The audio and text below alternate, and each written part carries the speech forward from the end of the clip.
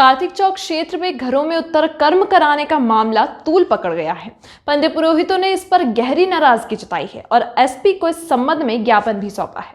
नाराजगी का एक कारण प्रतिबंध के बावजूद रामघाट पर भोपाल में पदस्थ एक आईएएस के पिता का उत्तर कर्म भी कराना है। कोरोना संक्रमण की गाइडलाइंस के मुताबिक घाटों पर उत्तर कर्म पर प्रतिबंध लगाया गया है, लेकिन मुख्यमंत्री निवास में पदस्थ आईएएस के पिता का उत्तर कार्य 2 दिन पहले ही किया गया है।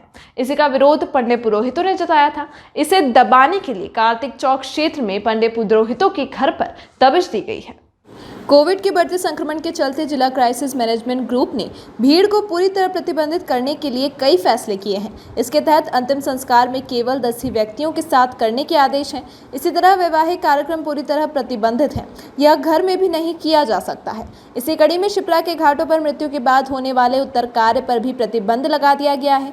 उत्तर कार्य बंद होने से पंडित पुरोहितों की आजीविका पर संकट खड़ा हो गया है। ऐसे में वह गुपचुप अपने घरों पर यजमान को आमंत्रित कर उत्तर कार्य कर रहे हैं।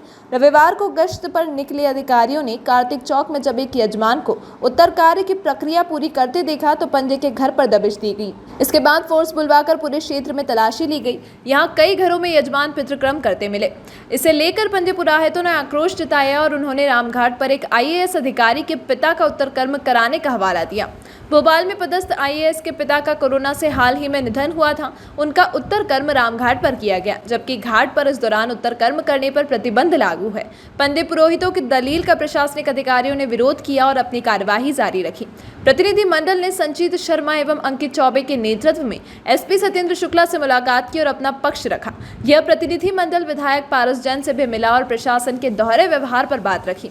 शर्मा एवं चौबे ने बताया कि ब्राह्मण परिवारों के घरों में दाखिल होकर की गई सर्चिंग निंदनीय है। यह हमारी आस्था के साथ खिलवाड़ है। इस मामले की निष्पक्ष जांच हो और आगे से ऐसी घटना दोबारा ना हो।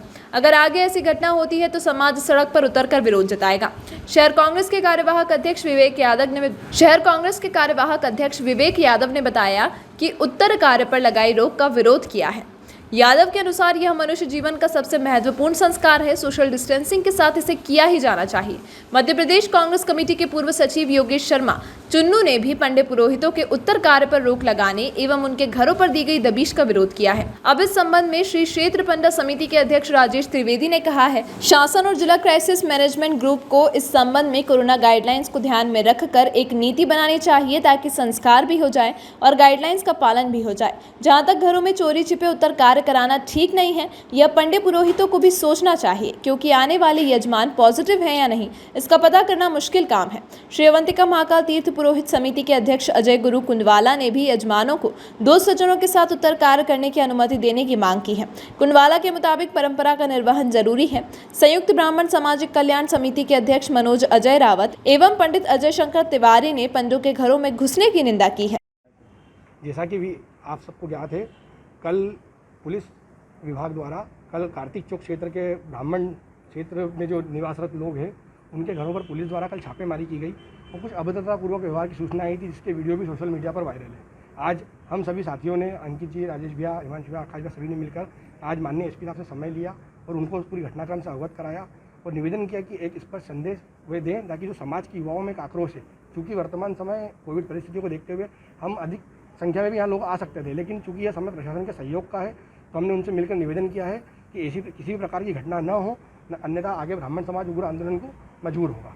क्या कहा था पुलिस प्रशासन? कल पुलिस वहाँ आई और वहाँ पे कुछ पंडों के घरों में गई और वहाँ चेक करा उन्होंने कि कोई अभद्रता तो नहीं हो रही है, मतलब कहीं पूजन तो नहीं चल रहा है। तो ये अभद्रतापूर्ण और तेज आवाज़ में बात करना, क्या चल रहा है क्या नहीं चल रहा है, तो ये सब एक ब्राह्मण समाज जो कि दूसरों के सदगति के लिए कार्य करने वाला समाज है, तो उसको ये कहीं ना कहीं ठेस पहुँचाने वाला व्यवहार था। तो उस तारतम्य में आज हमने मिलकर सारी चर्चाएँ करी है। यहाँ मेरे पास भी 2 ज्ञापन अभी आए हैं। उन ज्ञापन में उस घटना का जिक्र किया गया है।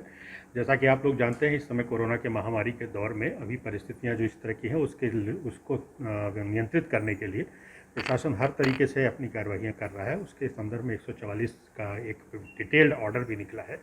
उसमें किसी भी तरह के सामाजिक और धार्मिक कार्यक्रम प्रतिबंधित है। ये जो विषय जिस विषय की आप चर्चा कर रहे हैं संभवतः ये उत्तर क्रिया से संबंधित एक ऐसी शिकायत थी जिसके संदर्भ में रामघाट में भी पुलिस गई थी और इसके अलावा सभी खंडों से पहले से ही जो पंडित लोग और जो ब्राह्मण वर्ग है इसको क्रिया को संपन्न कराता है उनसे लगातार अपीलें भी की जा रही हैं। अब ये विषय किस तरह से आया सामने आया क्या है इसको हम पूरी तरह से जांच कर लेते हैं। और आज की डेट में पुलिस का किसी को कोई अपमानित करने का उद्देश्य नहीं है। निश्चित तौर पे ये अपने कर्तव्य निर्वहन और खासकर लॉकडाउन के कारण ही ये व्यवस्थाएं सुधर रही हैं धीरे धीरे और इसमें समाज के सभी वर्गों को सामने आना चाहिए। किसी वर्ग को अगर किसी पुलिस के एक्शन से तकलीफ हुई है तो निश्चित तौर पे हम इसकी जांच भी करा लेते हैं और आगे देखेंगे कि इस तरह की चीज़ें कोई पुनरावृत्ति ना हो। कहीं अगर हमारी कमी रही है उसको हम दुरुस्त कर लेंगे।